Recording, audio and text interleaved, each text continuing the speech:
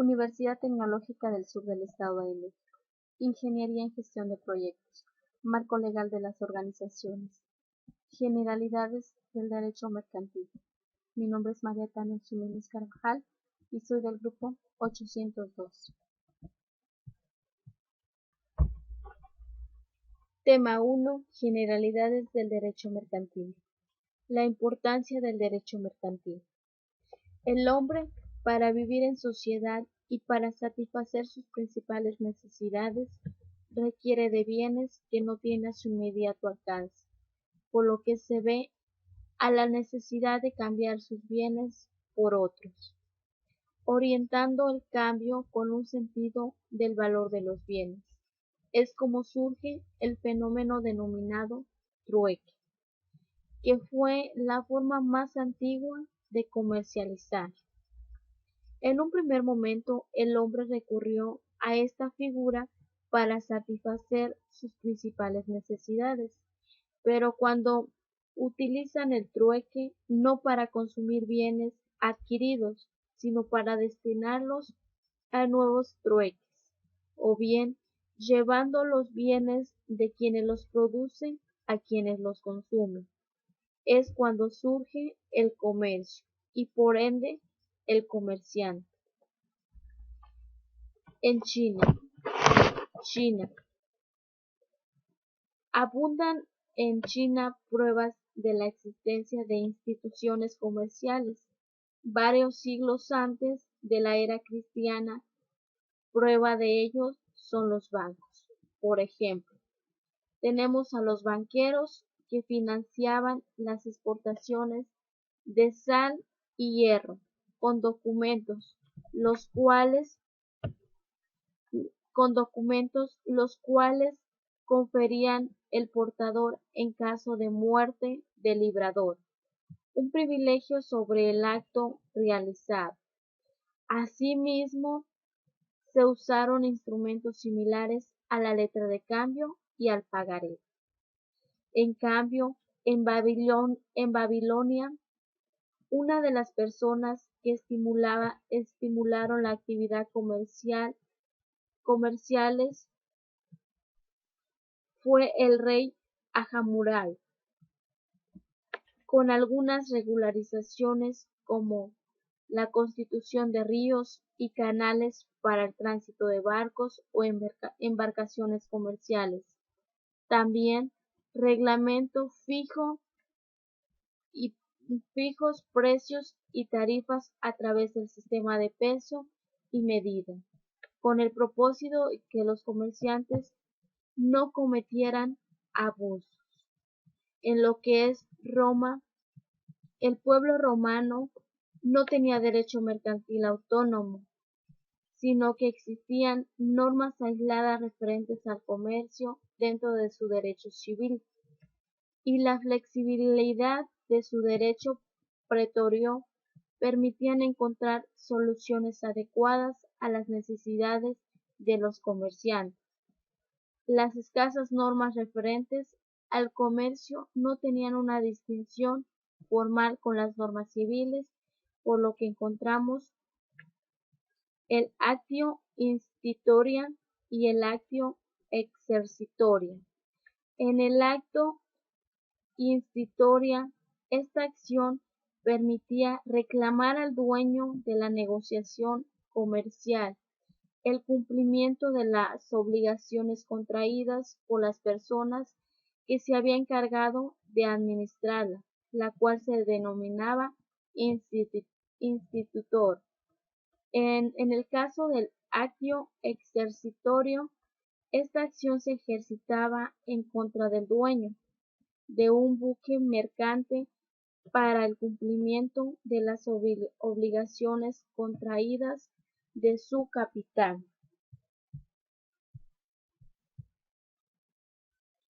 Continuamos con lo que es el Naticum Phoneus. Este nos dice que regula el préstamo a la gruesa. Esta consistía en que la exigibilidad estaba condicionada al feliz retorno de un avión y en el que se convenía un fuerte rédito, es decir, era un préstamo que se le hacía al armador para realizar empresas marítimas. El digesto. Este tan solo regulaba lo que era el comercio marítimo. Continuamos con lo que es la Edad Media. La Edad Media, por las incursiones que hacen los bárbaros al pueblo romano en el año de 1476 después de Cristo, acaban con el Imperio Romano de Occidente, creándose así la inseguridad y el miedo de los pueblos dominados por los bárbaros, los cual trae como consecuencia la decadencia de las actividades comerciantes. El comercio empezó a fortalecer a consecuencia de las cruzadas, los cuales contribuyeron a la apertura de las vías de comunicación con algunas ciudades europeas, creando algunos centros de libertad, la cual viene a provocar un intercambio de productos y satisfactores, ampliando cada vez más el radio de acción y enriqueciendo con artículos nuevos, recobrando así el gran auge de la operación de comerciantes. Después continuamos con lo que son las costumbres mercantiles y las sentencias de los tribunales consuladores formaron el derecho consuetudinario mercantil, lo que es las ordenanzas. Las ordenanzas. El consulado estaba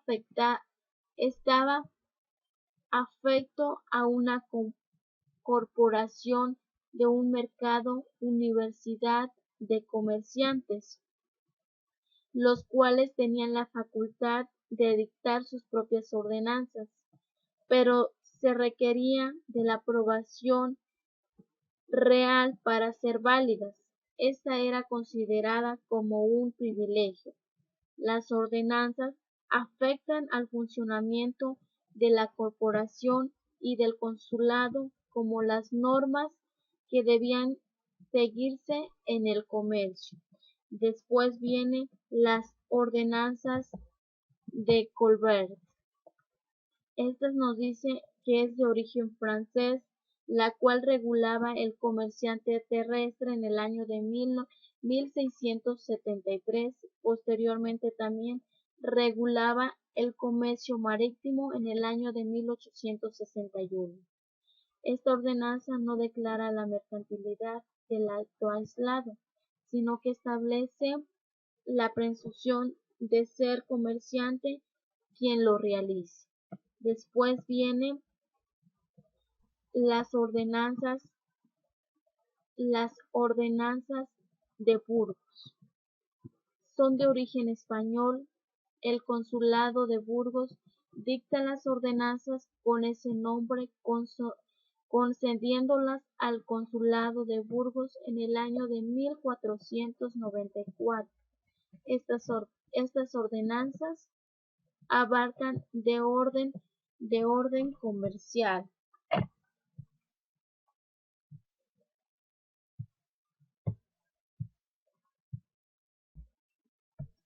Ordenanzas de Sevilla. El consulado de Sevilla redactó también sus propias ordenanzas,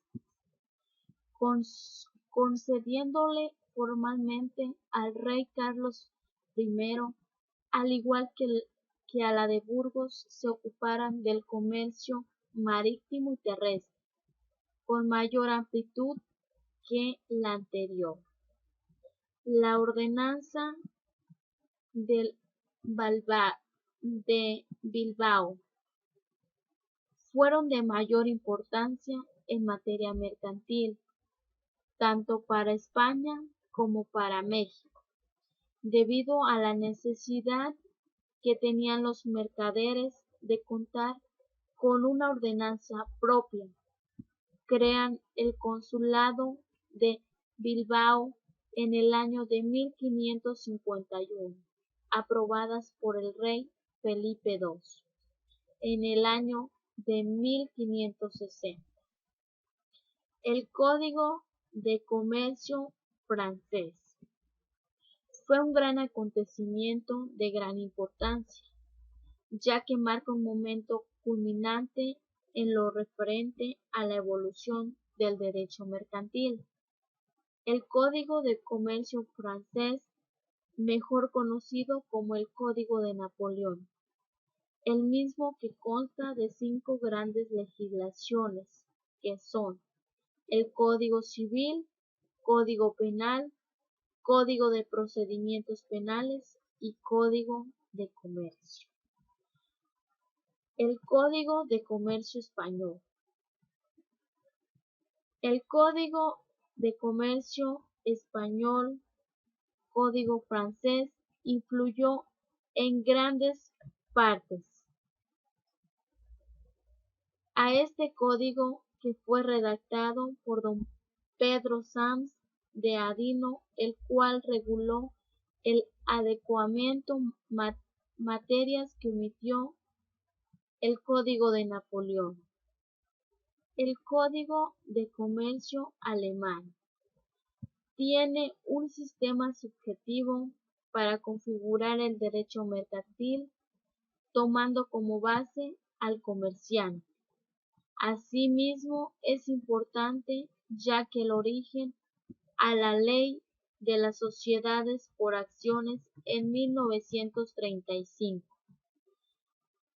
México prehispánico. En Tenochtitlán, al igual que en otros pueblos, ya se practicaba el comercio.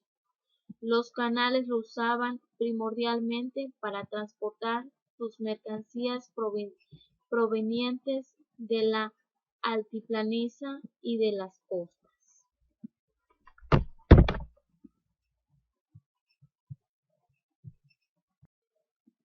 El México colonial. Con las conquistas fueron impuestas a través de la fuerza sus instituciones jurídicas mercantiles, las cuales regieron el comercio. Las ordenanzas usadas en México colonial fueron las de Burgos, Sevilla y Bilbao. El Código de Comercio de 1854. En la época de la independencia, influenciados por el Código de Napoleón y el Código español del general Antonio López de Santa Anna y sus ministros de justicia, don Teodosio Lares, redacción del Código de Comercio, el cual promulgado el día 16 de mayo de 1854, mejor conocido como Código Lares en honor a su autor. Este Código de Comercio fue brillante para su época, aunque tuvo una vigencia muy corta, en tan solo un año y medio. Esto debido a los problemas políticos por los que atravesaba la nación debido a la caída del gobierno de Santa Anna. El Código de Comercio de 1884. La Constitución Política de los Estados Unidos Mexicanos de 1824-1857 otorgan las facultades de legislar en materia de comercio a los estados, no mostrando interés en hacerlo. En virtud de esta reforma constitucional se elabora un carácter federal, un nuevo Código de Comercio publicado el 15 de abril de 1884, comenzando a regir el 20 de julio del mismo año. El Código de Comercio de 1890 es promulgado por el general Porfirio Díaz, presidente de México, por decreto el día 4 de junio de 1887, entrando en vigor el día 1 de enero de 1802. La época de las leyes especiales.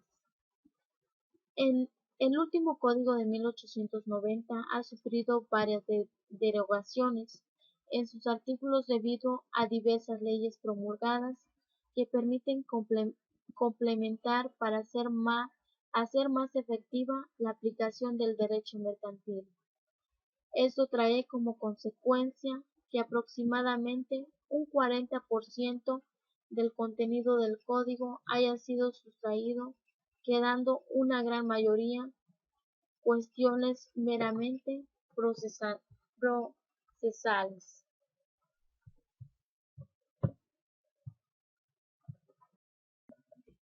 Conceptos del derecho mercantil. Rafael de Pineda Vara. Conjunto de normas jurídicas que se aplican a los actos de comercio legalmente calificados como tales y a los comerciantes en el ejercicio de profesión. Roberto en Mantilla Molina. Es el sistema de normas jurídicas que determinan su campo de aplicación mediante la calificación de mercantiles dada a ciertos actos, regulan estos y la profesión de quienes se dedican a celebrarlos. Barrera Graf.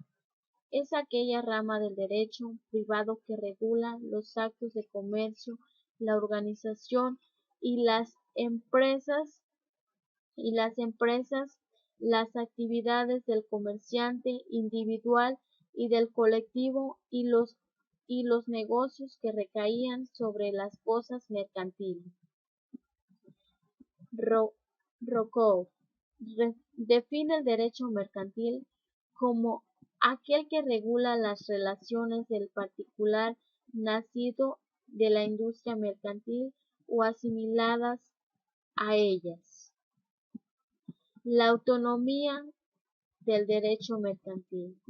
En este sentido, el derecho mercantil es un derecho especial. Es un derecho especial.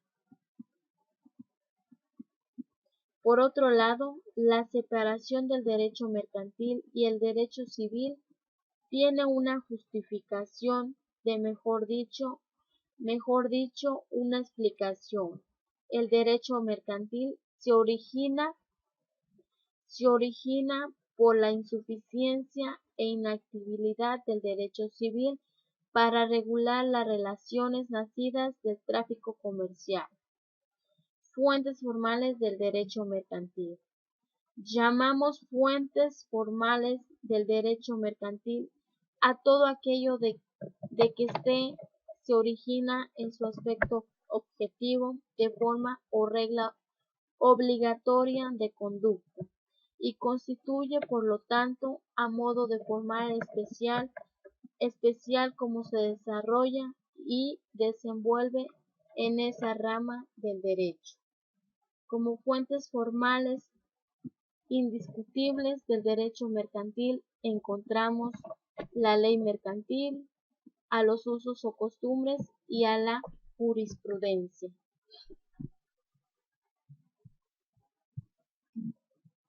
La ley mercantil. Por la ley mercantil se debe entender la norma enmendada de los órganos del Estado destinada a regular la materia mercantil. La costumbre, el modo originario de las manifestaciones de la voluntad social, es el derecho mercantil. La jurisprudencia se define como el criterio de interpretaciones judicial de las normas jurídicas de un Estado.